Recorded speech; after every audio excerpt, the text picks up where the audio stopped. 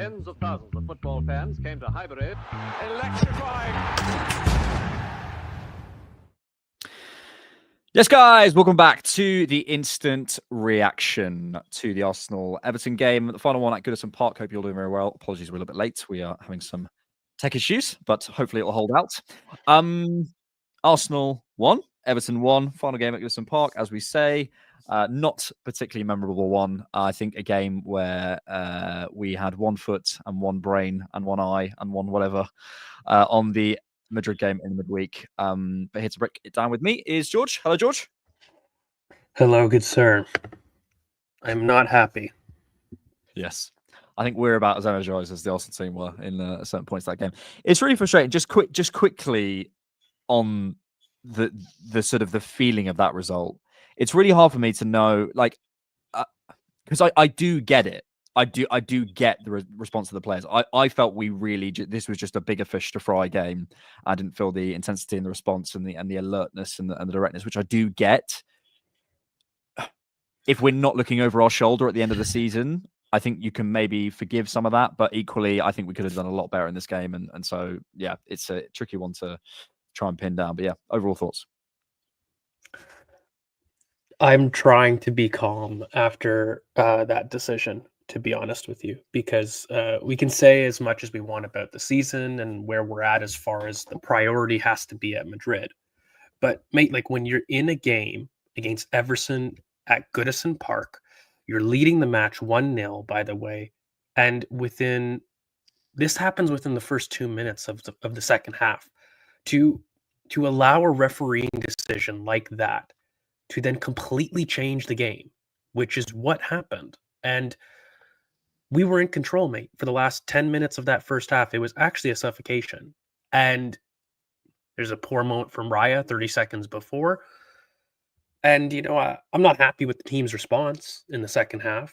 I think there was enough time. It happened early enough, you could say, that you could have a response from the team. But I'm not going to sit there and act like giving that Goodison Park a reason to cheer again. Wasn't something ridiculous. And the entire refereeing performance was shambolic the entire match. It was ridiculous. And I struggle to have a genuine football conversation when we have factually been the outlier for this entire season and in Europe's top 5 leagues. And the reason I don't want to let this go is because how does that change next year? If I sat there and I said, okay, as part of our title decision talk, you're going to be subjected to at least 9 to 10 points, which is what it is at the very least, of refereeing decisions going against your way. That's what you have to compete with in addition to the margins about what you require to win a trophy. The witch hunt that is being done on Miles Lewis-Skelly, I find, is ridiculous. This is how, to me, dangerous narratives in the media start to translate onto the pitch. There is no way in hell that is a foul. Let alone you want to, and I'm going to go strong, lie that it is a foul. The obstruction occurs outside the box, and in the box, there is nothing. That is a dive. That is a 50-50. It is barely a foul, and if you want to go a step further, it's actually Harrison that pulls Miles down in the box. I'm fuming. I'm fuming at it.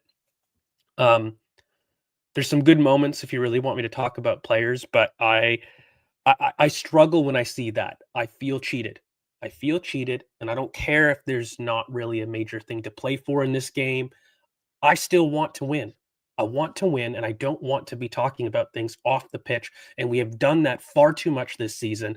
And at the end of the day, I don't believe it's fair for us as commentators to sit there and actually say that we're going to go into next season concerned about refereeing costing us what effectively will be 9 points at the minimum.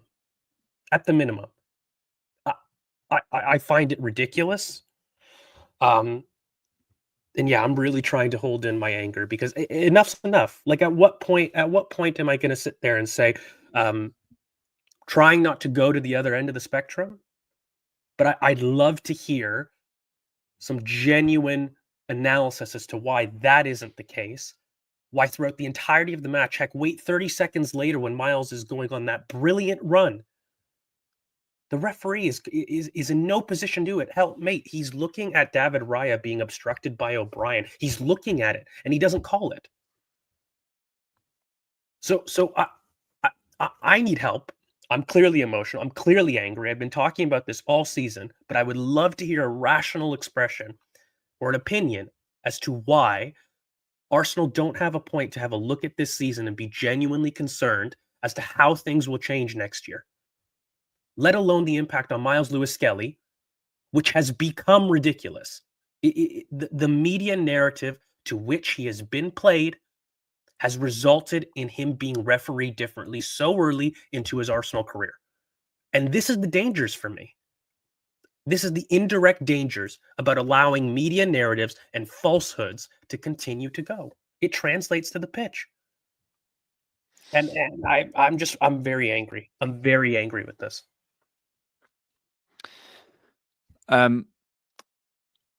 There's bits I agree with and bits that I would challenge. I think maybe today is not the day to have that because we need to react to the game. But I think specifically on the game, I think for me, I think you could argue it's a 50-50 that maybe Miles is losing outside the box.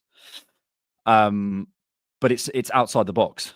So it's a bit of a subjective foul potentially outside the box that maybe you could. It's pretty close, to be honest. I think you could call it either way, but it's outside the box. So I don't understand how that's a penalty at all for me personally.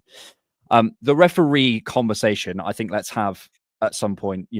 I think we should, and I think you're right to bring it up because it's translating into points. And if we're talking about players, it translates into points, and moments in the games that translate to points, and tactical things that translate into points. We should talk about referees 100%. But I think maybe on a day where we've not felt so aggrieved, I think let's come to the game.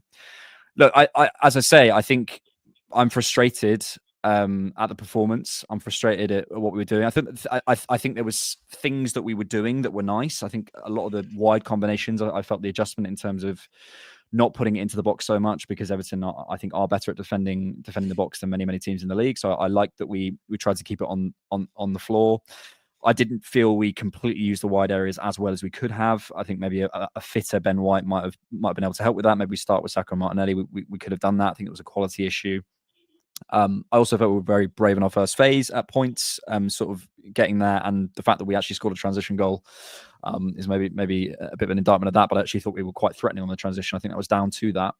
So yeah, there was some positives absolutely in this game. I thought Raheem Sterling had one of his better games in an Arsenal shirt. Actually, I thought Marino was brilliant. I think we should come to Jakub Kiwior. But yeah, my overall feeling is just that that's a group of players who know they're playing Madrid on Tuesday and they know the league's over. So yeah, and how angry I'm going to be about that, I guess if we're looking over our shoulder in 3, 4, 5 games time and thinking, oh, we're not going to maintain second, then yeah, I will be angry. But for now, I think I kind of get it.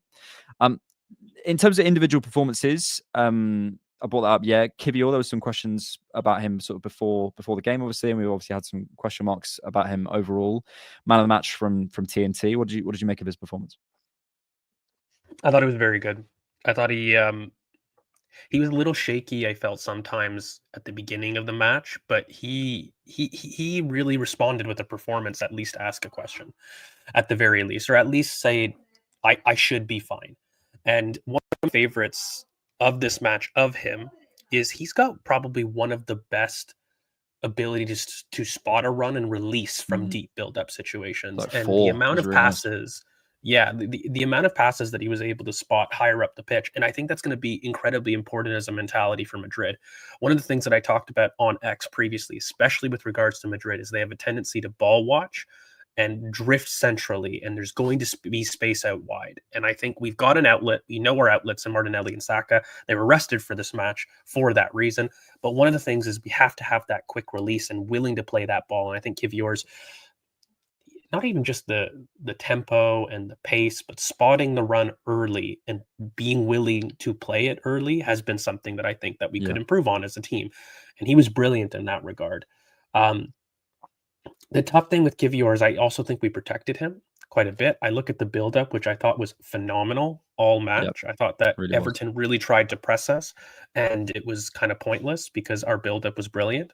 But, Kiwior was always to the left or center back, and there was very rare occasions that when he did drift left, It was more of a case of having the Marino drop out into the far touchline role as opposed to Kivior. And I thought that played really well into some of his weaknesses. I mean, if you keep Kivior central, I'm more confident in his defending ability than I am when he's touchline or asked to be touchline. So in that sense, we helped him, but also he was fairly good himself. And I think he was even, I'd go further, putting his own spin on some proceeding. I don't know if I put him personally man of the match. I had Jorginho. I thought I was very impressed with Jorginho, but I thought Kivior was maybe a top 2 performer. So I mean, he deserves his praise because there's a lot of questions, and I think he added a little bit more in possession. For sure. It's more I worry about maybe not being stressed in the same way, but also Everton's our physical match that I don't think, Madrid will be necessarily. Yeah, I think it suits a Kivior game because it's more static. I think when he starts running, I think that's when I start to get question marks about where he runs, his running lines. He can get pulled out of position, those sorts of things. But when it's more dually, when it's more on sort of, that sort of stuff, maybe the one thing was I think Miles is expecting him to clear that ball, and he looks like he's going for the ball, and that's probably the one thing. But again, that comes from just not playing with people. Oh, Kivior probably wouldn't clear that, but Gabriel would. It's that's the chemistry that we always talk about. So yeah, I thought Kivior had a great. I still wouldn't start him against Madrid, but I think here's another example of a game where he comes in out of the cold basically and delivers. And I think we can go too far. Sometimes we go down to your 9th defender, as I always talk about. You can go too far and saying, "Oh, they're just absolutely rubbish." He isn't. He has his strengths and weaknesses. But yeah, Madrid's not a game for him. But I'm actually really encouraged that Timber and White made it through that game.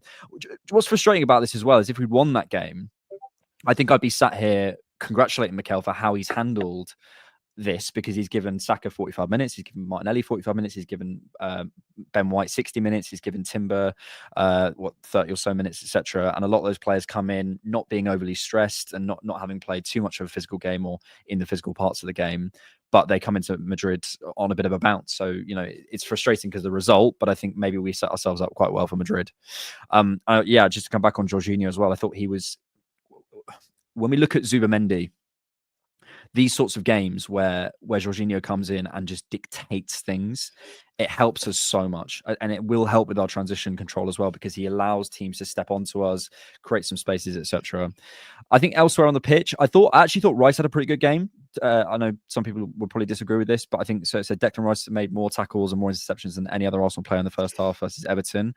I quite like him on that right-hand side. And the reason is, I think his creativity for me is not necessarily he's going to thread an eye of the needle pass or put a perfect ball into the box or whatever, unless it's from a corner, in which case he will.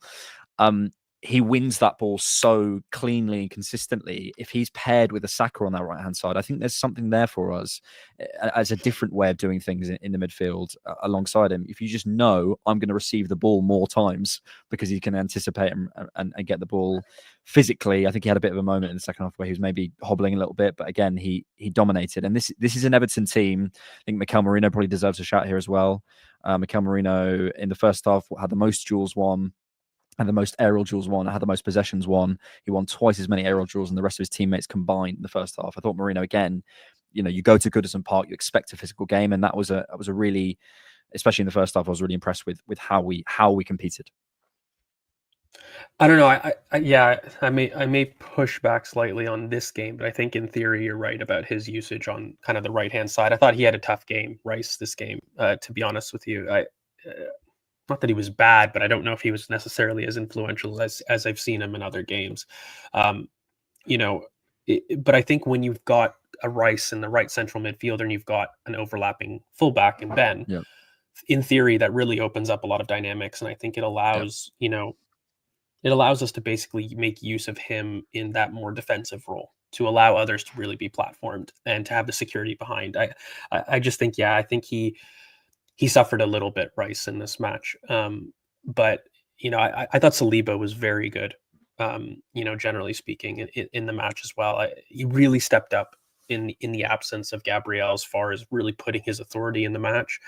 And, the build-up for me, it really came from our tempo and the way that we were moving the ball with some really crisp ideas, and we were really willing to bait Everton to continue their press and to really find space in behind in the midfield. And, I think that, it's so unfortunate that I think a lot of the game plan changed. And when I look at the second half, it was weird to me that I don't think we made use of the right hand side as much as I would have wanted. And then Martinelli looked really bright in his cameo as far as being really positive in his intent and trying to take on and really force the issue. And Kieran Tierney with, again, another good little cameo in terms of consistently providing like a big chance, throughout the match. And it was weird. I thought in general, we scored a goal that we haven't really done all season. Trossard had a tough game to that point, does really well with the goal in terms of taking his finish. But other than that, I think when I have a look at some of the stuff in this match is I think we could have maybe done a little bit more in terms of making use of some of the transition moments that we did create, because again, our buildup was so incredible that I think Everton's plan was to press and they had to sit back because they just weren't really good at all. Ethan, to me, was probably a little bit peripheral in this match. And I don't think it was from a lack of trying. Yeah, to be fair, I think this comment, every pass that he had a lot of balls out to him that just went out, and I think he could have made more use of it. I think he wasn't helped particularly. Yeah, I was gonna say, like, there was a clear attempt to kind of switch to the right hand side quickly to get him to release and to get him inside. But I think a lot of the execution on those switches weren't happening. So yeah, there was a couple of like positive performances, and I just thought that we were having a very professional match in the first half, and then. Things get derailed. And then our response, though, is not. This is something that I have talked about in the past, and I wish that we can address a bit more. I think our response to adversity at times can lead itself down to kind of a path that we've already seen before. And I'd like us to switch things up a little bit. But when you face so much adversity in a season, it must grate on you. And again, this is why I keep coming back to my point that I guess I'll know how I feel about this game in future, because if it might not matter, but when you feel how much adversity, the amount of hamstring injuries and red cards and changes and all this stuff that's happened, the players must be down about it, and that's why I can't get too angry about the apathy in the second half. I think there's a lot of apathy in the Arsenal fan base, basically, other than the Madrid game. I think the league, there is.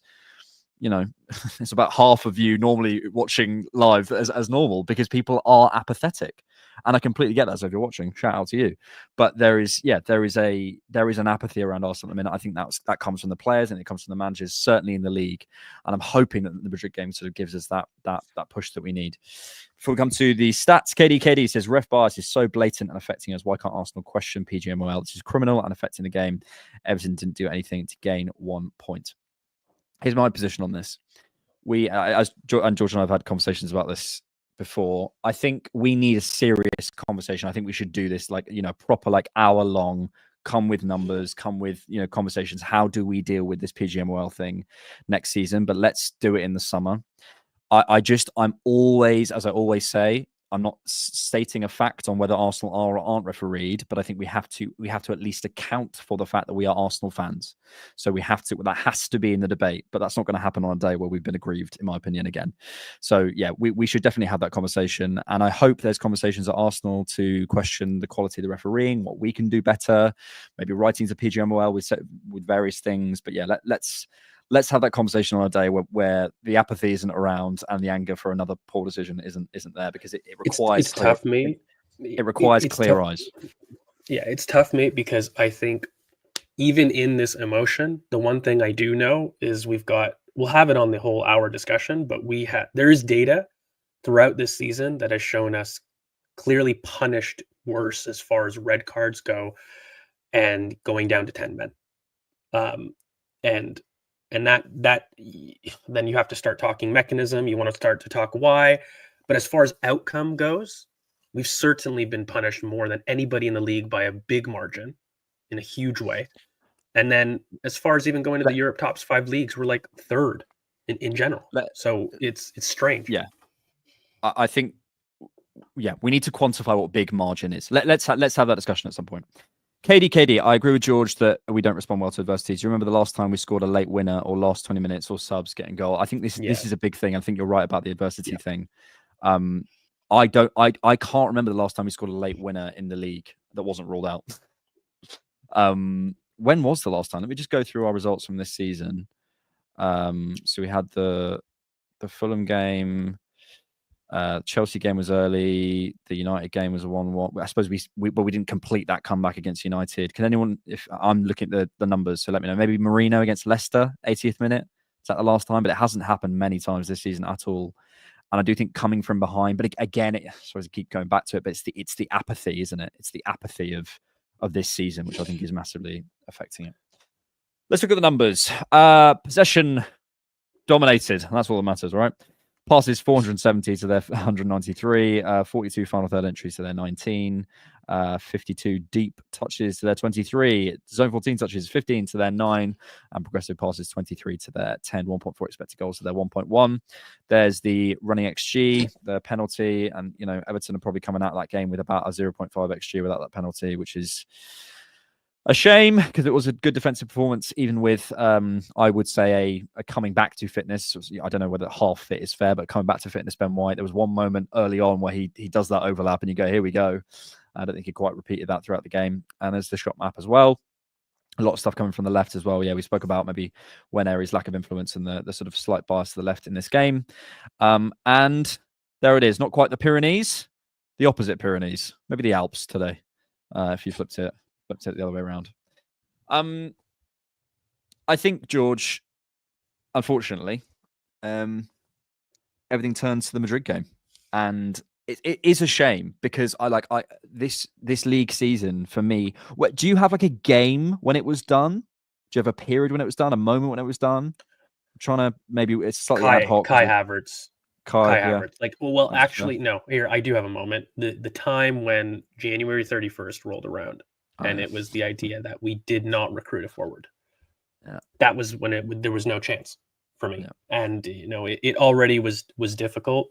We should also probably have a discussion about injuries and the idea about actually walking through blame and understanding between recovery and what leads to injury accumulation and whatnot. But I think January 31st was when personally I was like, wow, they actually didn't do this.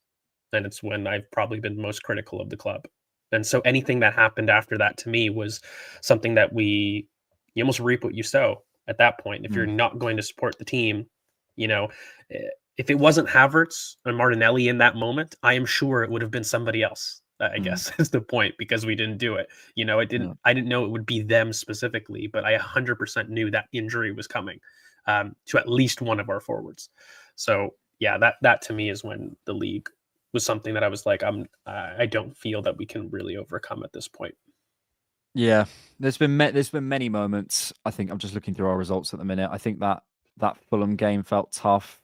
The Everton 0-0 felt tough, and then I think for me when Saka went out in that game against Palace, that's when I felt it's slipping away here. And then probably the final nail in the coffin was probably the Jesus injury. And then the January 31st, as you say, it's just been a really in the league. And this is the problem is we're putting so much on the Champions League. We've put so much pressure by performing like that in the league, and because I think if we finish the season maybe 4 points behind or so, a storming finish, we win 8 games in a row, whatever it might be, we look really, really good, we get Saka back, etc. There's a feeling of optimism about the league season going. You say, well, we didn't perform, we came second, etc. But we had a brilliant end. We've got our players back now. We go and recruit in the summer. We go forward. It feels with performances like that, maybe it works out because maybe we get through against Real Madrid. Who knows? But it feels like a high risk strategy, and I think we could be sat here after that Madrid game out going, what was this campaign? It's kind of I feel like if I was to talk to a lot of Arsenal fans and they wrap this apathy, I think part of the problem is because we knew our fate so early in the season, and that hasn't happened for years. I think I had made this point on a previous pod. When you kind of go back each season, the title race, regardless of where we fell off, there was really something to compete with far before March. But I think most people conceded the title as far as our chances and our ability to really compete. It ended, and we went out of the cups early, and it kind of got to a point where I'd say late February where people were looking, is it really just the Champions League as far as what to look forward to? And to do that for months is something that I don't think that this Arsenal team has done, even in competing for fourth. Like, it was something that we competed with to the last day and we didn't do it. We may have failed later in the season, but as far as like actually competing for an objective, I think this is one of the earliest that we've done under Mikel, as far as really just looking for that last bit. And I think that puts a lot of pressure. I agree with you. I look at that tie and I don't love what it represents, because, you know, anything other than a win to go into the Bernabeu and to take it to the Bernabeu is going to lead to this huge wave of, you know, how much of a failure the boys, the team, the manager, the club, and all of those opinions go. And I don't like that.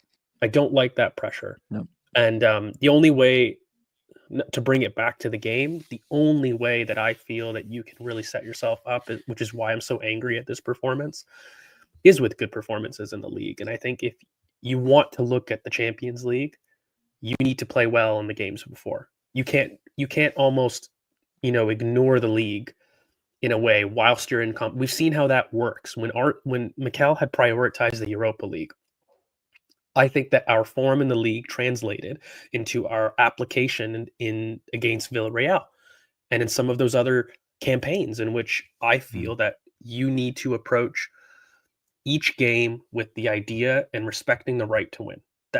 That's kind of just how I approach the game. And I think that you carry momentum in that way. Does it mean that you're competing to win the league? No, it means that you're doing well, gaining points, gaining confidence, so that your performances in the Champions League are at the best possible. You give yourself the best possible chance.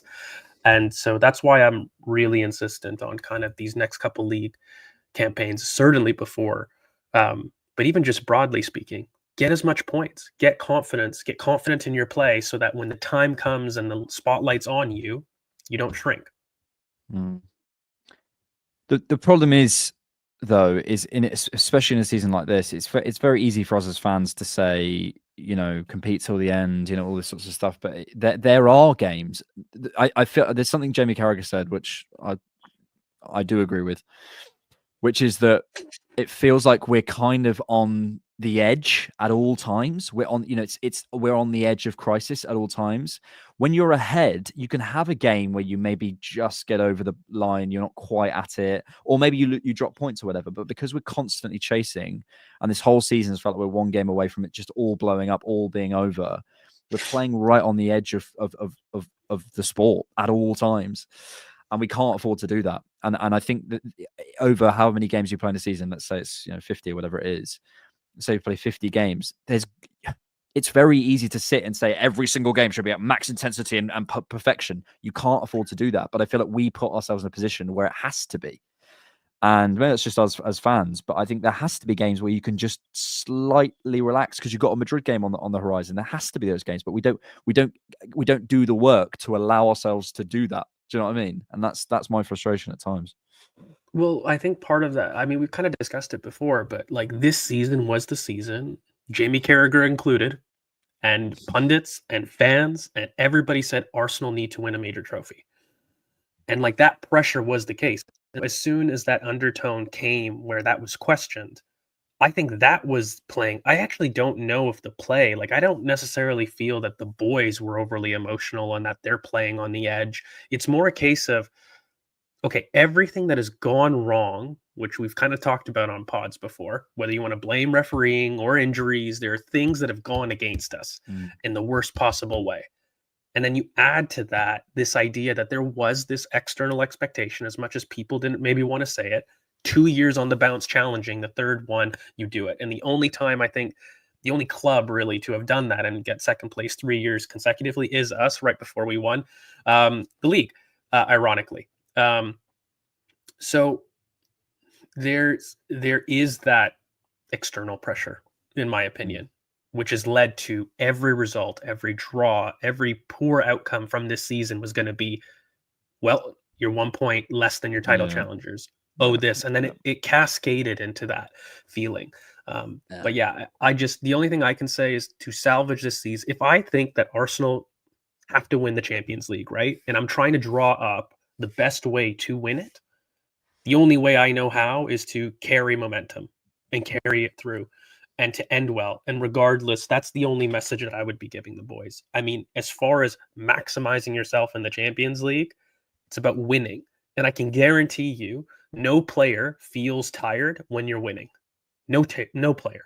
You actually have to take players off when you're in a good moment and the team is feeling confident and you're slapping teams up. You can play a lot of games in quick succession, but players want to be out there. They want to be involved with that. But too often I find right now that I think things happen, like losing Gabrielle, and the team goes, oh, God, like, how do I go with the same energy knowing my titans, the people that I rely upon, aren't available? That's and there is a basically my point. psychological impact on that, which I can understand. It's just, I think that we've got to get them up, right? And we've got to do our best to support, and Mikel has got to do his best to really find a way to get consistency. Yeah. Because I don't think you can just turn up to Madrid or to Bayern or to whoever is left now and rely on the one game to save your season. That to me seems like a little bit more pressure. It's not the mentality I would take. I would just continue trying to do your best to win. And that, and yeah, that's it. But as I think those two things for me can't quite go together, because you want to do that, but it's very, very hard when Gabrielle falls over. Like and we have to accept it. It's very, very hard for Saliba to step out onto that pitch and think, I'm going to win today, and we're going to win the Premier League when we're 12 points behind and I haven't got my mate next to me. It's like it's very easy to say that as fans, but it's very, very hard to go and actually execute that. And that's why next season I want us, however we do it, to not have to be at the absolute maximum all the time, because you can't know. Everyone knows in a working week you have a day where you're like, I didn't quite get everything done today, and you had a brilliant Tuesday, Wednesday was all right, Thursday was a bit of a drop, and then Friday you smash through everything. It happens. We as Arsenal expect to be 100% Monday, Tuesday, Wednesday, Thursday, Friday. It's just not doable, in my opinion. Nathan Piper, can we have that chat on squad balance to deal with all these modern adversities, or do we still stress a first 11 with bodies as backup is all we need? Well, I think there's certainly conversations to have around squad usage and stuff. But honestly, there are, I think, 5-6 players who played less than 50% of the Premier League minutes this season. So who is it? So Miles, I think 6 players, and a lot of them have been injured. So Miles has played 43. We found him this season. I don't think it's fair to bash that either with Ethan. So Gabriel Jesus is in there, but he's been injured most of the time. So probably the players that we haven't maybe got the most out of are Jorginho, Kivior, Sterling, Zinchenko, and Tierney. Probably that list there. So yeah, we can absolutely look at that. But all of those are probably moving on in the summer. And can we get more out of that group of players? I think that's definitely a conversation to be had. But it's not like we're sat here with only and you look at this. 80% of Arsenal, City, and Liverpool minutes are distributed between 12 to 13 players. We have to consider these things in the context of what other players are doing. It's very easy for us, again, as fans, to say Mikel's running the players into the ground. Well, what's Pep doing then? What's Slot doing then? You rely on certain players. It happens. The question for us is these guys down here, and in terms of where have they been? And Jesus has been injured. Calafiori has been injured. Ben White has been injured. And you go through it, and your Havertz has been injured. Saka has been injured. You're going to put stresses on other things. I do think the squad usage and management is worth a conversation, but I less so than previous years for me, for Arteta. I think he was actually today, specifically the way he managed things, as I said earlier with Saka and Martinelli stuff, I thought was actually all right. And we have to accept that. Alisa says players. Oh, Anthony B says 7:30 game during drab Toronto winter never goes well. Is that true, George? Yeah. What time is it for you? Now it's like 10 at this point. Jesus. But to start the match, it was 7:30 in the morning, which is lovely. So sorry. Jesus Christ. Alisa, players are not on edge. Fans need to understand qualities required in sustaining a title challenge. It's essentially a psychological operation which the Arsenal fan base at large lacks the finesse. Yeah. We do have to distinguish between what is the fans' perspective, what the players' perspective is, but I don't think that goes against what I was just saying. The players, I don't think it's even arguable to say, can the players be at 100 million% the top of their game every single game of the season? No, they can't. No, and no one would expect that. But at the moment, Arsenal have found themselves where they have to be. And we need to get ourselves, whether it's a better start to the season, whether it's squad management, whether it's rotation, whether it's cup competition, whatever it is, we need to find ways and games in the season where it doesn't feel like this win or a crisis, and that's where we're at.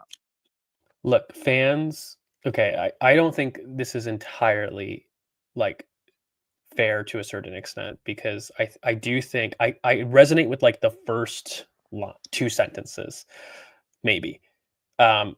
Where I think fans naturally, but it's our job to be emotional. It's not our job to be professional and to sit there and to treat it like a job and to sit there and think of all of the professional ways to continue in the match. I think it's normal that we look at it, and I do agree. I don't see the players on edge. That's why I don't like the commentaries that we are. I think as a fan base, as far as winning the title, there's got to be some logic to the idea that we haven't won it in a while, so therefore our approach to title races as far as fans go is different to other fan bases that have won recently and have had that security. There's got to be like some truth in that. How much that translates to the team, I'm not entirely sure. I think it's like more of an indirect way, where if you feel that it gets to a toxic place and it translates to the support of the team, that's when you feel it could. But I don't know if I've ever felt that way this season, that it's been overtly toxic. I do think that it's been quick to judge, certainly. And I kind of talked about it a little bit earlier in the pod as to why. Like, I think you can't hide behind the fact that everybody and their mother said that this was the season to win a big trophy, as far as Mikel was concerned. And the entire mocking of the process and the entire mocking of the rebuild and all of the praise that Arsenal were given in the last 2 to 3 years, as far as going up to a certain point to bringing yourself back up to challenge. At some point, the question was, I don't care, but win a trophy, was going to be the demand at some point. So I think that has reached a breaking point, to be honest with you. Like, let me ask you this question, for example. When we're establishing our thoughts on next season and our expectations, there's going to come up the question, if Mikel doesn't win a trophy, what do you do? And I think the question at the start of the season was, well, I'm not quite sure about looking on. I need to see the context of the season. However, next year, if it doesn't happen, we can have a conversation. I think that was the mentality last year. So when this season comes up, there's going to be a little bit more, and I wonder what the opinions are going to be. I think it'll be a case of a little bit more. No, there's certainly pressure. We're going to have a big summer. We've been promised a big summer. We hope to recruit well. You've had this team now for so long. This is his team. He finally gets recruitment in the forward areas. As far as demands on winning a major trophy, they're going to be there. So, and especially with the creaks that I've seen this season, and I'm personally, mate, I don't think it's going to be context led. It's going to be a case of no, just win. You had your chance to have the context last year, and I don't know if I agree with it, but I have a feeling that's what we may lead down to. Maybe, and it would be every individual fan what they feel. My position, I think I've said before, is you can use this season as a yardstick, and then you go, okay, if you get that investment in the summer, if you don't have the same situation, or certainly you have better situations than this year, and you don't succeed, that's a lot on Mikel, and then we can have that conversation. Just quickly, I agree. I agree with George. I don't think the players are on edge. My point is that you can't be at 100%. Title win now the whole season. It's just not possible. George Coles says hi. Hi, George. Hi, George. Thank you for your super chat. Nathan Piper says, thoughts on Arteta's pre-match talk about load. I didn't see this, so you'll have to forgive me. Did you see it? Yeah, no, I didn't see it. I was too busy waking up at 15 to be up and out of for this. I didn't see it. Can you link it? And I'll have a look. Elisa says, narratives matter. The ref issue, whether more or less skewed against Arsenal, can be influenced by the fan base. It's worth assessing how and ensure it's utilised for the following seasons. Well, we will certainly have a conversation about this over the summer when everything's kind of died down, because I think we have to try and be as fair as possible, and that takes some doing. It does take some doing. George Cole says, can we get Delap? Thoughts on Delap? I do like him. I need to watch a bit more of them. I've liked a lot of some of the fundamentals I've seen, but I'd be lying to you if I said I've seen more than 8 individual Ipswich games. So, like, for me personally, every time we do these scout-ins, I do my homework and I watch them. Yeah. I just haven't seen enough of Delap, but I do like quite a bit of some of the fundamentals. I think there's a very good forward, and I need to scout more if that's an elite forward in the future. Is kind of where I'm at. George does this thing where he actually watches players, which is a shame. So, I can't find the load thing. Apologies. He said here we go. He said the difference. And just quickly on Delap, I do see the early Kane comparisons. A couple of them. I don't hate that comparison. He said the difference between last season having got a lot of players in this season, plus the players that will be coming back from surgeries at the start of next season, is big. Plus Gabriel had a grade 1. Okay, well, I'll have a look. I think he was talking about the Gabriel point about having a grade 1 earlier in the season. It wasn't necessarily like Yeah.